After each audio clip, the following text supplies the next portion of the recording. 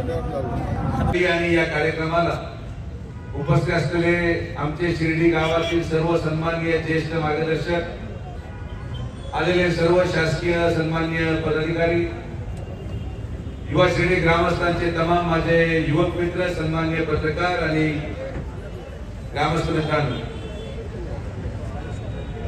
आज सालाबाद प्रमाणे त्या शिर्डी युवकांच्या दोन्ही संघटना,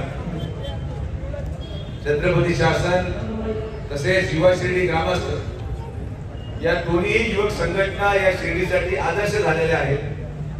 जे कार्य हे वर्षानुवर्ष प्रत्येक वेळेस राबवतात आणि या दोन्ही संघटनेचं वैशिष्ट्य आहे की यामध्ये एकही गुन्हेगार प्रवृत्तीचा व्यक्ती, एकही व्यसनाधीन लागलेला व्यक्ती समावेश न करता ग्रामस्थांच्या मूळ योगदानातून तयार झालेल्या या दोन संघटना आहेत। आणि म्हणून या दोन संघटनेच्या कार्यामध्ये जे काही हातभार ग्रामस्थांकडून लागेल, विखे पाटील परिवाराकडून लागेल, तो आम्ही सदैव लावत राहू।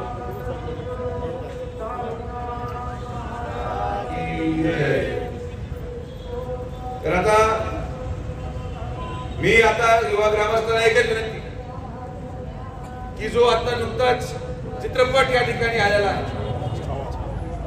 छत्रपती संभाजी महाराजांच्या जीवन चरित्रावर प्रदर्शित झालेला छावा हा चित्रपट, हा शिर्डीच्या प्रत्येक घरातल्या महिलांनी पाहावा या दृष्टिकोनातून युवा शिर्डी ग्रामस्थांना मी जबाबदारी सोपवत आहे।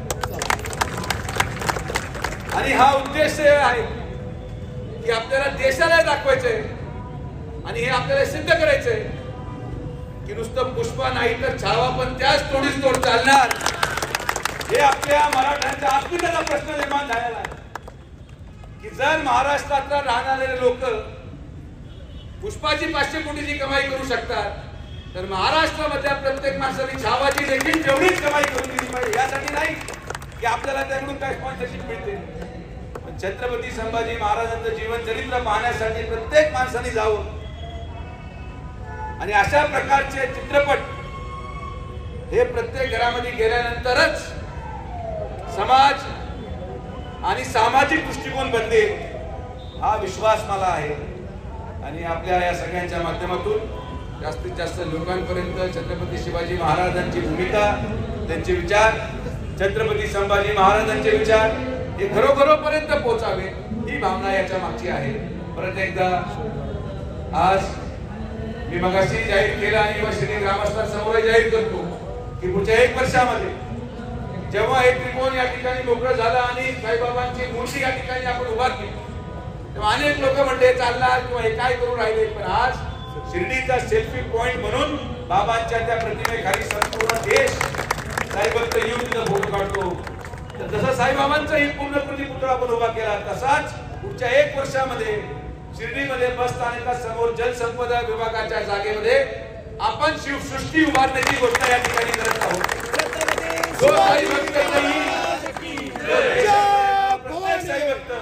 शिर्डीमध्ये निर्मित होणाऱ्या या शिवसृष्टीमध्ये छत्रपती शिवाजी महाराजांचा पुतळ्यासमोर नतमस्तक होऊन गेल्यानंतरच शिर्डीमधून जाईल अशा प्रकारची शिवसृष्टी आपण त्या ठिकाणी उभारणार आहोत। यासाठी लागणारे निधी 5 कोटी असो 10 कोटी असो, महाराजांसाठी कधीच पैसे कमी पडू देणार नाही हा शब्द माननीय नामदार राधाकृष्ण विखे पाटील साहेबांच्या वतीने मी देतो।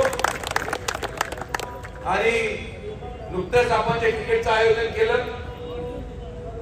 सुरुवातीला अध्यक्ष मॅडम आल्या आणि समारोपाला धनश्री आली।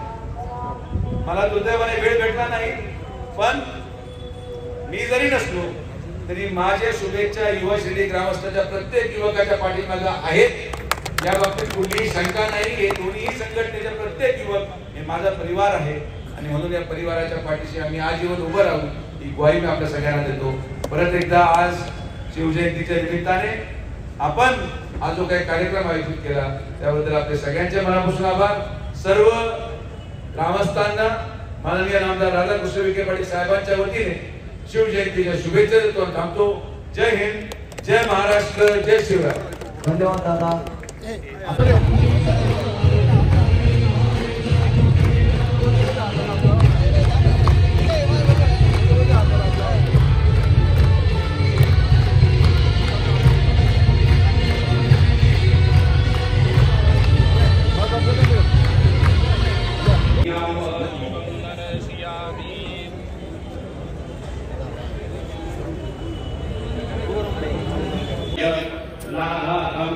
एक आद्यते करिष्मान शिव जन्मोत्सव अंगभूत यथाशक्ति श्री छत्रपति